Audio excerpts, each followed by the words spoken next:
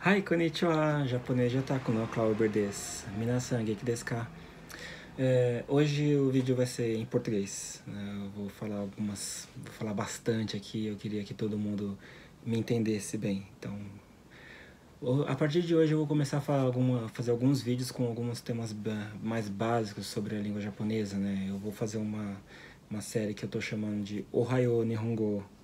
Só gosta de dar nome pra série, sei lá. Isso deve fazer alguma diferença. Eu acho que uma série de vídeos sem nome não pega muito bem. Nessa série eu vou começar a apresentar os elementos da língua japonesa, a escrita, palavras, a cultura, expressões, e tentando misturar tudo com a cultura pop japonesa, com anime, dorama, mangás, música, idols, filmes, esse tipo de coisa, né? Hajimemashou! Na língua japonesa moderna existem 3 tipos de escrita: kanji, hiragana e katakana. Por que eu disse na língua japonesa moderna? Porque antigamente o Japão não tinha nenhum tipo de... não tinha uma escrita oficial para o país, né? Antigamente eu tô falando lá pelo século V depois de Cristo, lá pelo ano 500 e alguma coisa, e do ano 500 para trás. A história da escrita japonesa começa entre os séculos I e V depois de Cristo. A China, nessa época, ela já era um grande país desenvolvido e por isso tinha uma grande influência comercial com os países em volta, isso incluindo o Japão. Contato com a língua chinesa, né?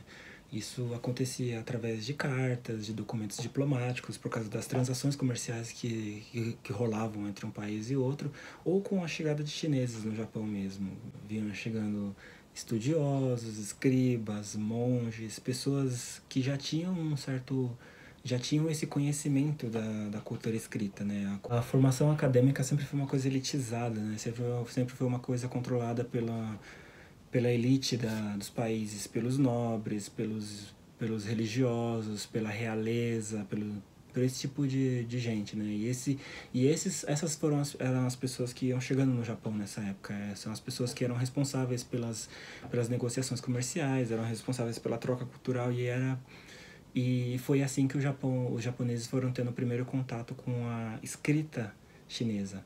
A escrita na China era chamada de Hanzi, tomara que eu tenha pronunciado certo. E no Japão ficou conhecida como kanji. Kanji significa letra de kan, ou Han no chinês. Han foi uma dinastia chinesa que durou de 200 antes de Cristo até mais ou menos 200 depois de Cristo. No começo os japoneses usavam aquela escrita para falar e ler chinês, né? Porque eram os documentos que eles tinham em mãos. Mas depois eles foram adaptando aquilo para a língua japonesa.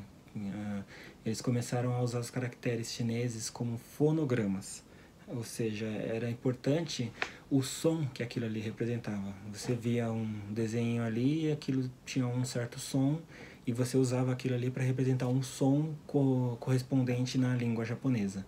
E assim eles foram escrevendo as primeiras palavras em japonês usando kanji. Então, por exemplo, se eles queriam escrever a palavra onna, que significa mulher em japonês, eles pegavam algum kanji na língua chinesa com o som de on e algum outro kanji na língua chinesa com o som de na e juntavam tudo e estava escrito onna, estava escrito mulher em japonês. Depois eles começaram a usar os kanjis como ideogramas. Então aí o importante para cada kanji era a ideia por trás daquele kanji.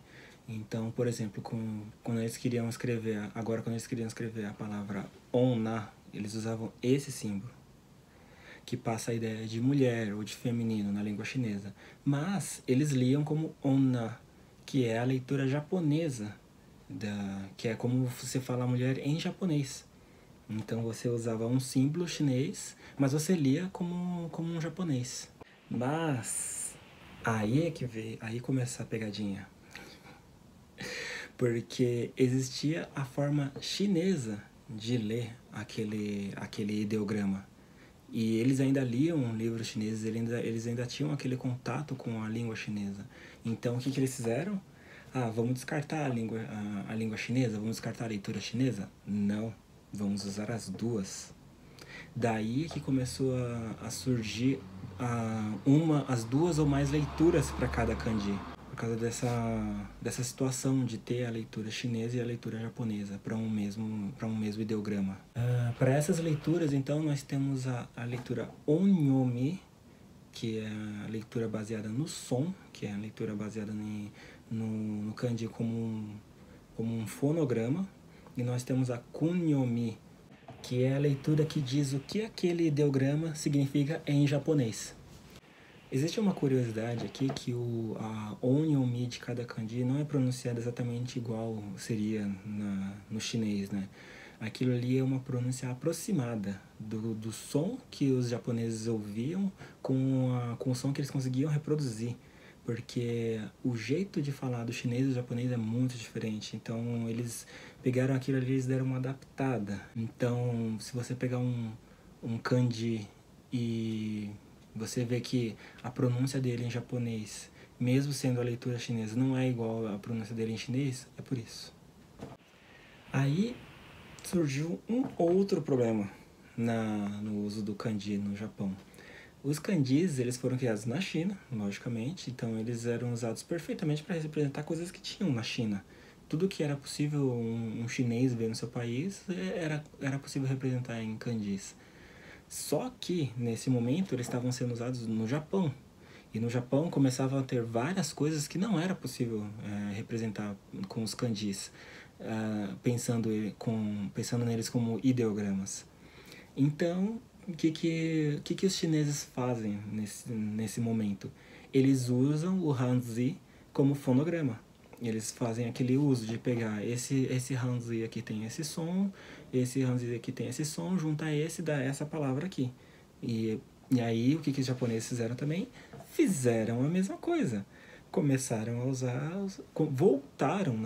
voltaram a usar os kanjis como fonograma.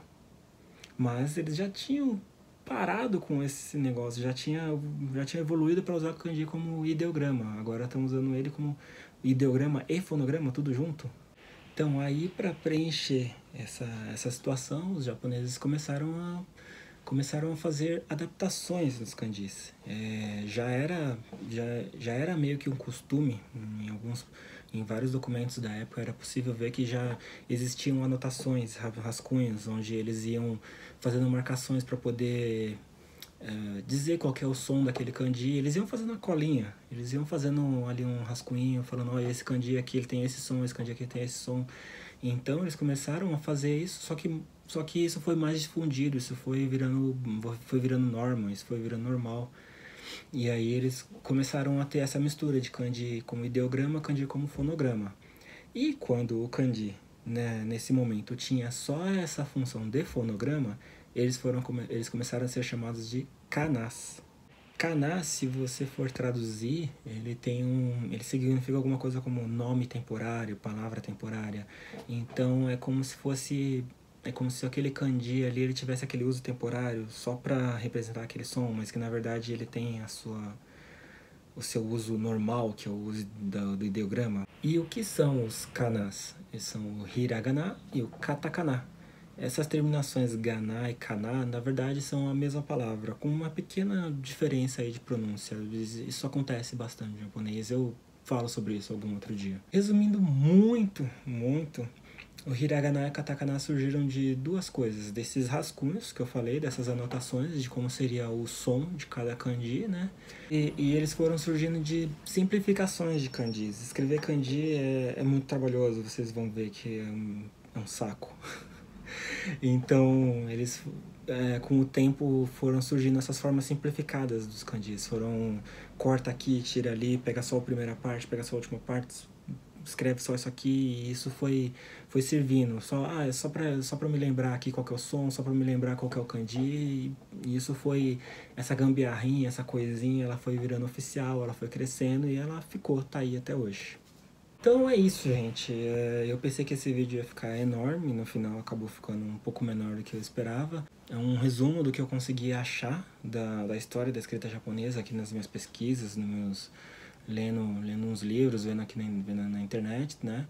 Esse é um conteúdo bem legal, eu não tive esse tipo de explicação nos meus vários anos aí de curso de língua japonesa. Eles focavam só em fala assim, fala assado, lê assim, lê assado. A história do Japão, a história da língua japonesa não foi tão aprofundada assim. Então eu acho que é um conteúdo bem válido, espero que vocês tenham gostado. Esse conteúdo é interessante até para quem não está aprendendo língua japonesa, então eu acho que eu espero que esse vídeo fique popular com o tempo. Aí, saigo ma de mite kudasate. Arigato. Mata.字がないね。何も書けない。え、そうですか。私、字があるよ。見て。面白い。僕はコピーしてもいい？うん、いいよ。でも、同じことをしないでね。大丈夫。わかった。大丈夫。大丈夫。